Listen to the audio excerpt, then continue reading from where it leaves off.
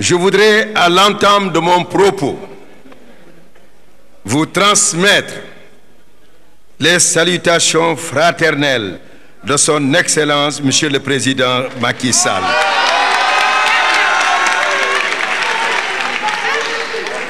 Le livre bilan relatant son action décisive à la tête de l'État du Sénégal est la raison de cette rencontre. Nous avons le privilège, pour avoir été aux avant-postes de responsabilité pendant 12 ans, de satisfaire un droit et un devoir. Le droit des citoyennes et citoyens à l'inventaire. Le devoir que nous, responsables, assumons tous devant vous cet après-midi. Il s'agit du travail colossal, couvrant 12 ans, que la grande coalition Benno Bokk Yakaar, sous la présidence de son Excellence, Monsieur le Président Macky Sall, un homme d'État aux qualités exceptionnelles, a réalisé sous les yeux de tous les Sénégalais et observateurs extérieurs.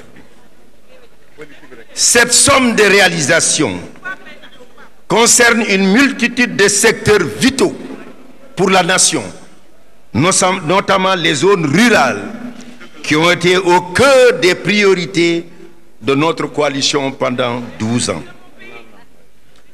L'exercice qui nous réunit aujourd'hui est à la fois simple et complexe.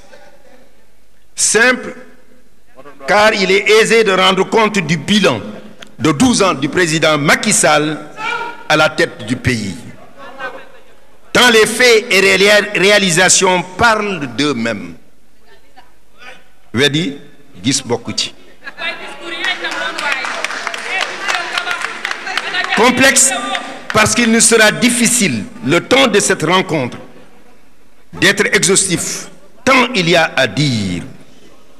Je me limiterai donc, pour ce propos introductif, à dégager les grands axes du document bilan que d'éminents intervenants et experts dans divers domaines vont développer dans leurs présentations respectives. Je demeure convaincu que cet inventaire sera une réponse limpide, lumineuse et pertinente à toutes les sortes d'attaques infondées, de jugements injustes et de déclarations populistes recensées ça et là. Des faits et des chiffres seront mis à votre disposition pour que vous puissiez, à votre tour, les analyser et les disséquer.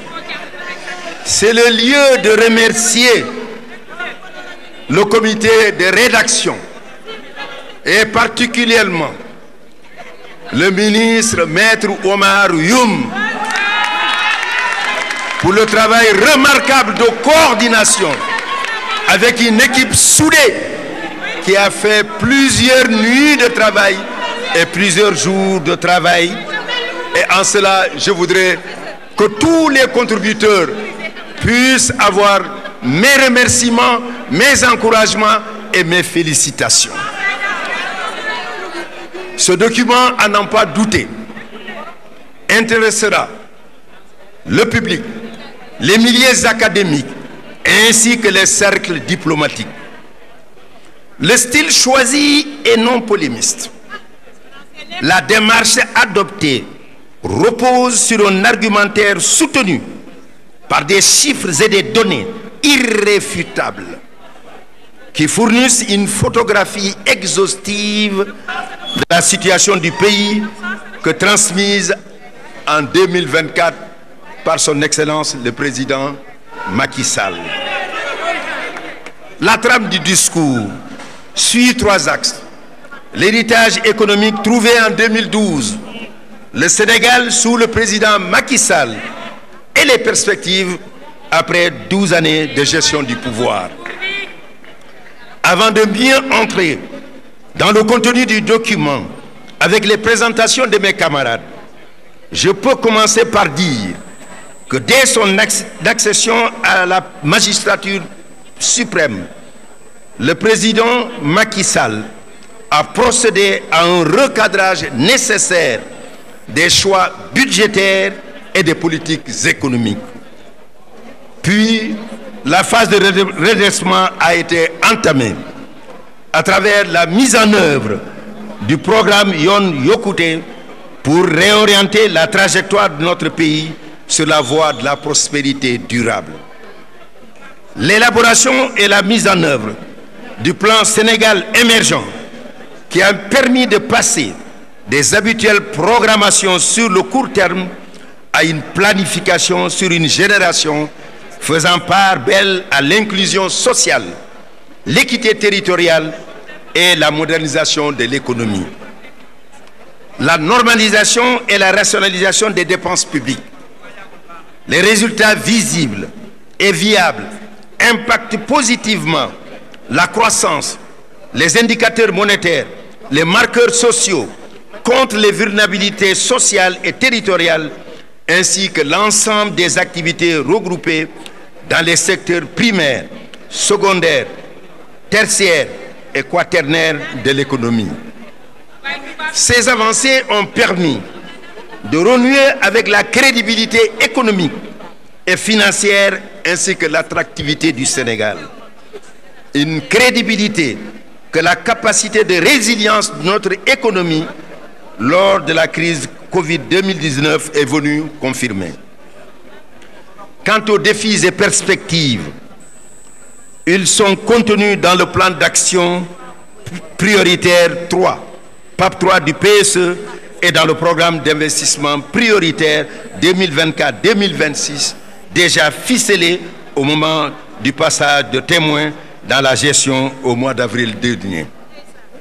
Mesdames, Messieurs, les 12 années du président Macky Sall à la tête du Sénégal, marquées à travers la mise en œuvre du PSE par une action adossée à une vision et articulée autour d'objectifs prioritaires, a redessiné le visage de notre pays. De sorte que quiconque aura pour ambition, pour ne pas dire projet, de poursuivre la construction d'un Sénégal fort de progrès économique, de justice sociale et de renforcement de l'état de droit, n'aura d'autre choix que de s'y inscrire et d'inscrire son action, quitte à le renommer du fait de considérations purement politiciennes. En effet, il ne devrait y avoir aucune honte à constater que les fondations sont solides lorsqu'on ambitionne d'ériger un gratte-ciel. Surtout qu'ici, il ne s'agit que de construire les étages supplémentaires, car des sommets ont déjà été atteints. Ces 12 années ont transformé l'ambition d'un homme pour un Sénégal de tous, pour tous, en une réalité tangible et palpable, de sorte que les chocs exogènes ne puissent ébranler la trajectoire du Sénégal et que la parole populiste ne sache ternir le legs du président Macky Sall.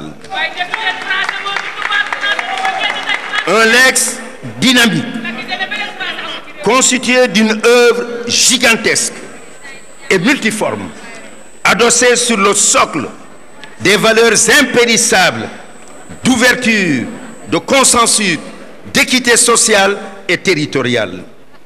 Il faut donc le fructifier et maintenir le cap déjà tracé de l'émergence afin d'élargir le champ des possibles dans un Sénégal de liberté, de prospérité partagée et de paix qui garantit à tous ses enfants, dans le cadre de l'état de droit, un avenir juste et équitable.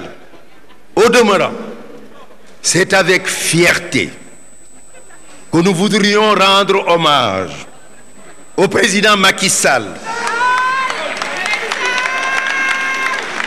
un homme de paix, un homme de dialogue, un panafricaniste émérite qui continue de défendre avec foi et ardeur les ambitions intégrationnistes de notre continent et de sa place légitime dans la gouvernance mondiale. Je vous remercie.